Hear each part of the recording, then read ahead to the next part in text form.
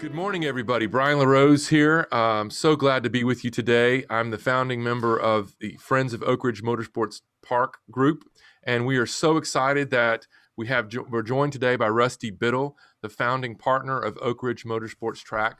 Many of you have reached out to me on Facebook and asked me, we want some news on the track, we want some dates, we want some information about when we're going to be able to show up in Oak Ridge, Tennessee, and begin this journey with Rusty. So Rusty's agreed to come on the podcast and to tell us a little bit about what's going on. And so, Rusty, good morning. Happy New Year to you. Good morning. Happy New Year to you as well. Hope you had a great holiday.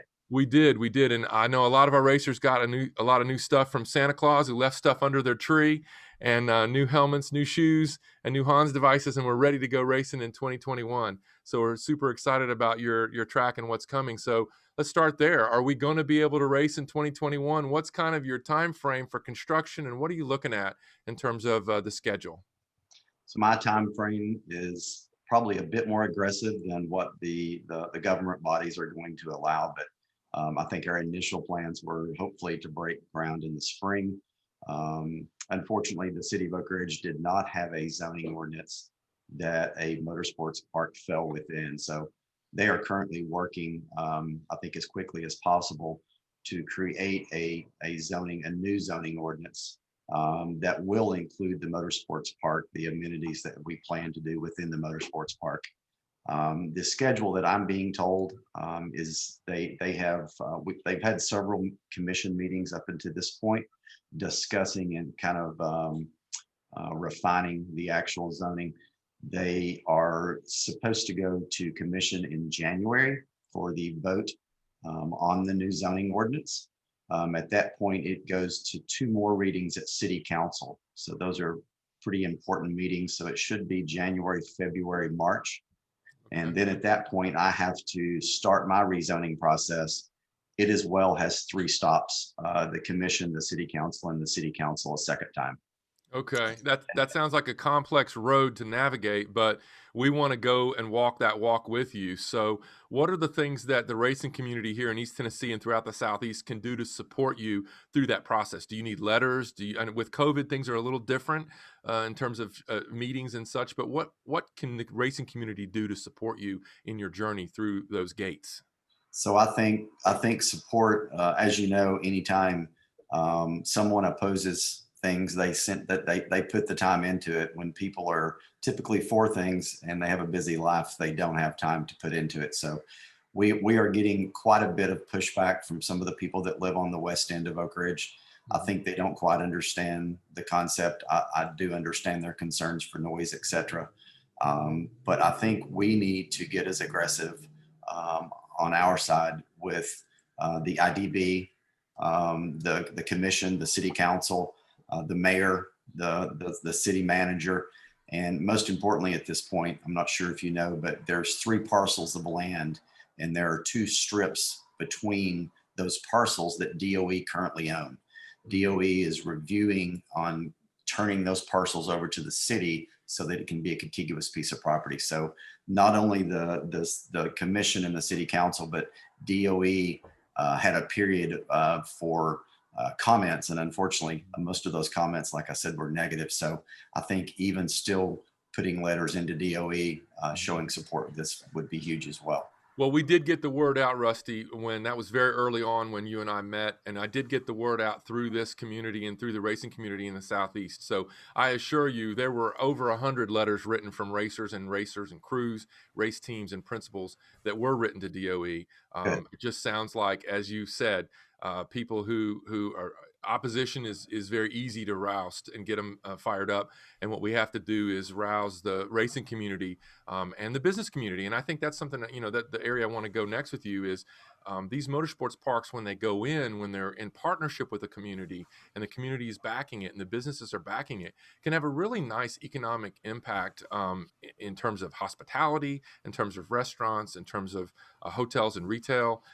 There can be a whole other economic impact there. And I don't know if, we want to help communicate that to the city of Oak Ridge, I guess through the Chamber of Commerce, or what are the things that you've looked at in terms of financial impact on Oak Ridge? And obviously we, the racers, we would rent the track for track days during the week as well as track events on the weekend. So the impact in places such as Dawsonville or Atlanta or Barber Motorsports Park in Birmingham is significant. And have you looked at what that might be in terms of Oak Ridge, and how can we get that word out to the businesses? I think, unfortunately, again, I think a lot of people don't understand what happens at these track day events that we both participate in. And if you look at Dawsonville, if you look at Road Atlanta, if you look at Barber, NCM's the same way. As the tracks went in, things have grown significantly around those tracks. And so I think it's important to educate, to try to educate and get people to understand that this is not just a racetrack. This is a community of people that come together regularly. Most events that I go to are sold out. I'm going to Sebring this weekend. It's sold out, has been sold out for months. But it's a community, and these people do bring a lot in as they come. That they are going to stay overnight. They are going to eat. Their family members typically come with them, so it's not just the racers that are coming to the track. And so I think education is huge. And I have offered to the city of Oak Ridge to actually take a group to the track one weekend so that they can experience what I experience and bring it back and share it with the community. But there's no better person to share that than people like yourself and the people that are friends of the Motorsports Park, because they're there every weekend. And Right. we need to get people to understand what it is exactly. Absolutely. And I want to offer right now, we would be happy, Friends of Oak Ridge Motorsports Park would be happy to host you and the city officials and go to somewhere like a Dawsonville or a Barber or an NCM, and go and show them, as you said, the whole entire ecosystem that's built out around a track. The track is the initial investment, but then the payback is decades upon decades of economic development in that area. And that's, as you said, we, the racers, there tends to be a little bit of money involved in racing too, as those of us who are struggling to keep race teams together. But we do go on these weekends. We plan for them, the track days. We plan for them, and we do tend to spend a good bit of change in those communities. So that's exciting and a great opportunity. Tell us a little bit about the facility. Tell us about what people would see when their car club comes to Oak Ridge Motorsports Park. What is that experience going to be like for, say, the BMW CCA? Our concept is a little different, I think, than a lot of facilities. We don't want to be the full-on racetrack like Road Atlanta. We don't want to be the private country club like AMP and like some of the other thermals, some of the other facilities in the United States. We want to be a combination of those. So we want our members to have access to the track. And if you look at AMP's a good example, those guys have done a good job. I looked at a membership down there, but it's so limited on the number of days that you can use the facility. We want to make sure the members have ample days to use the track. And then on the weekends, we want to be able to split our track into our 4.5 mile course in two.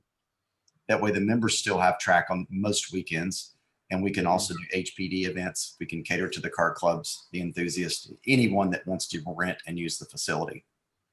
That's very interesting, and that must present some design challenges for the track in terms of pit out, pit in terms of the garage area for members versus the pit area for a true weekend race. So who's doing the track design for you, and some of those elements? Our racers, we love a unique track. It sounds like you're going to build something very special here.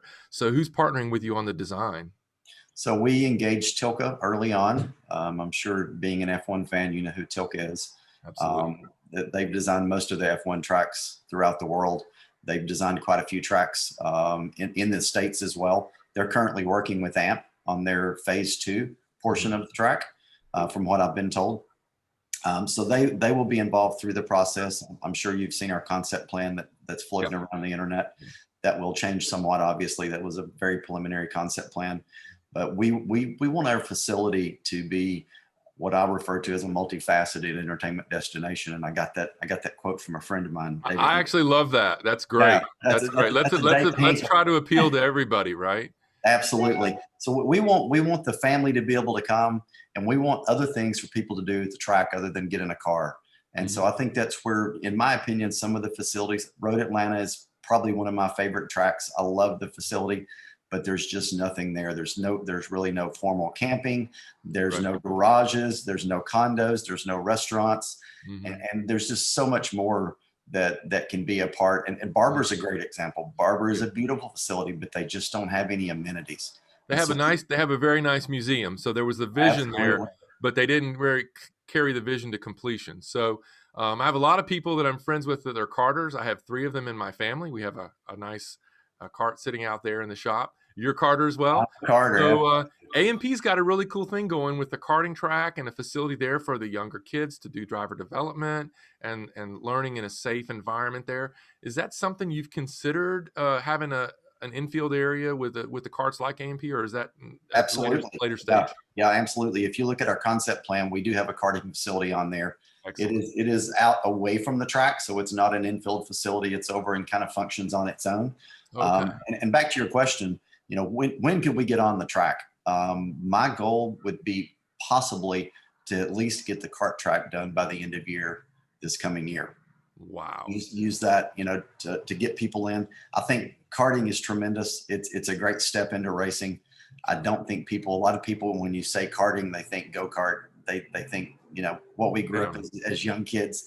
And so getting people in a kart for the first time is an amazing thing. And I think it is a great intro to the sport, especially for the younger generation.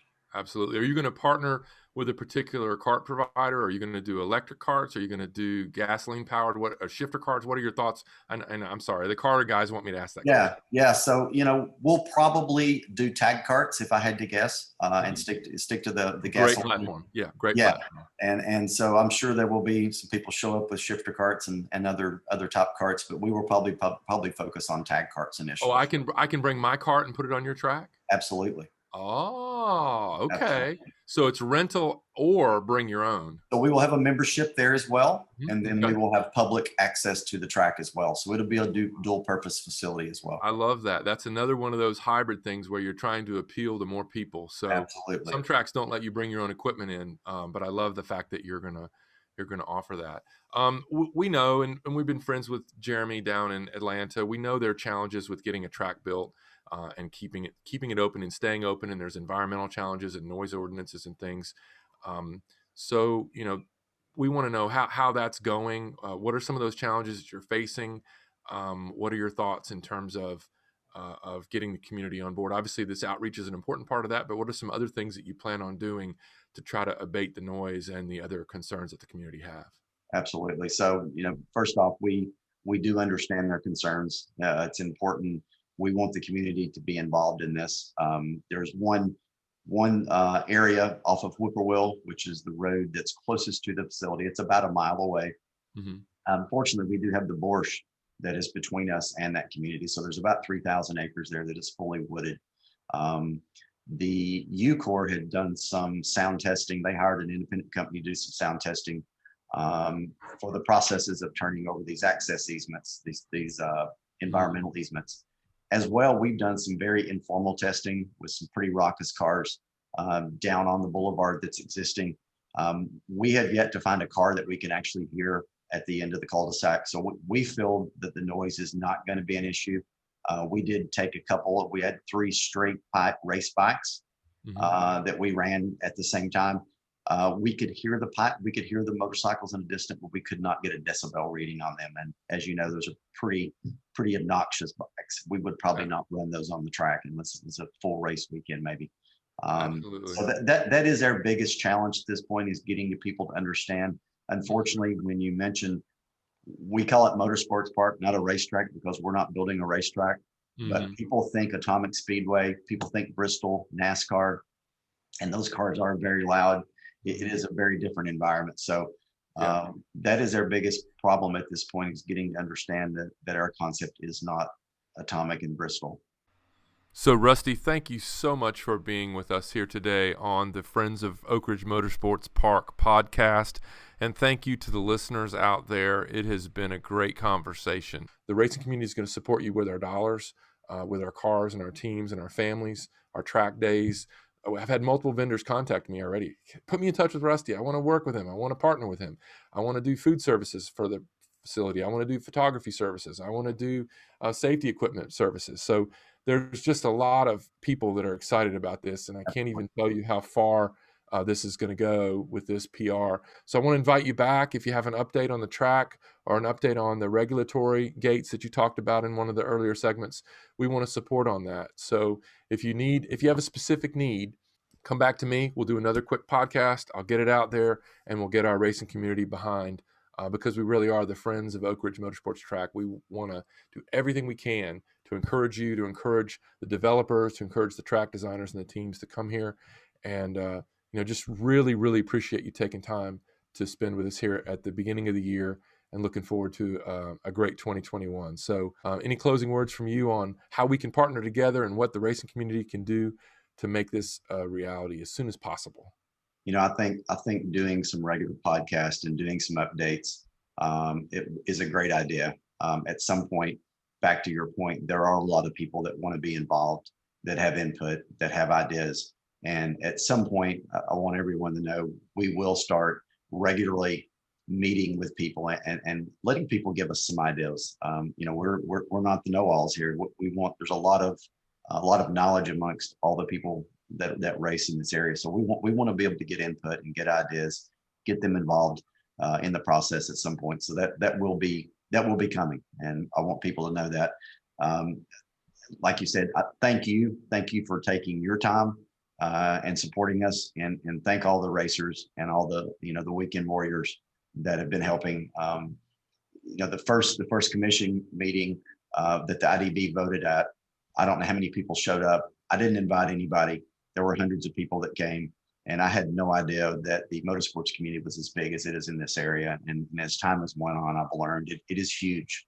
It is huge. There's people that pack up every weekend and leave this area and go spend their money. I think we have an opportunity to keep those people, bring other people in, and let them spend their money here. Absolutely. So I think the economic side is being missed by a lot of people. It could be huge for this whole region, and that's exciting for me. It really, really is. It really is. I'm looking forward to it. I want to have that grand opening and open up the garages and open up the clubhouse. And boy, it's going to be quite a showcase. Absolutely. So 2021 is going to be wonderful. We'll come back. Whenever you have a need, reach out to me, and we'll get going on another podcast. I want to encourage those who are in the Friends of Oak Ridge Motorsports Park. If you have a specific question, go ahead and throw it in the Facebook group. Rusty, Courtney, his whole team, they're on there. If they can reply to that question right there in the group, they'll just do it. If not, we'll save up those questions, and when we get together with Rusty and his team, we'll do another podcast, and we'll just check through those questions as quickly as we can. So here's to a successful 2021. Karting is first on deck, I'm told. So I'm excited to have the first kart race. That means I need to get out here in the garage and get the kart tuned up. So I'm going to go do that with the rest of my holiday time. We'll get the kart purring like a kitten, and we'll be ready for kart racing in 2021 in Oak Ridge, Tennessee. So thank you, Rusty Bittle. Really appreciate you joining us today. And thanks, everybody, for tuning into the podcast. Stay tuned right here to Friends of Oak Ridge Motorsports Park on Facebook, and we will give you every update as soon as we are able to do that. And we'll let you know when we need you to write those letters and go to those Zoom meetings. Whenever we have a vaccine, Rusty, we'll be able to meet in person. And so I look forward to that in spring and early summer as well, to meet you and have that pitcher of beer and that Big Ed's pizza pie. So thank you again. Happy New Year to you all. Thanks for watching this episode, and stay tuned for more. Thank you, and Happy New Year, guys.